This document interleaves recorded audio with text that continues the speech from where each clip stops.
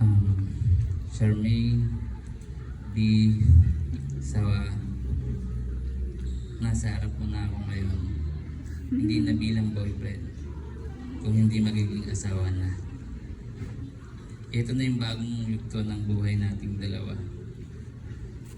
Bukas, di gaya ng dati, na dati kailangan pa kita tawagan para gisingin. At sasabihin, di pa, papasok ka na. Dahil bukas, yung gumigising sa'yo, katabi mo na. At kung dati, susunduin at ihahatid pa kita sa bahay nyo, ngayon, sabay na tayong uuwi sa isang bahay na lang. At nung girlfriend pa lang kita, nagagawa ko ng paglutuan ka ng almusal sa umaga. Ngayon, sabay na tayo mag-aalmusal sa mesa. Thank you Lord sa regalong bigay mo na hanggang ngayon hindi ko lang basta iningatan kung hindi minahal ko pa ng sobra.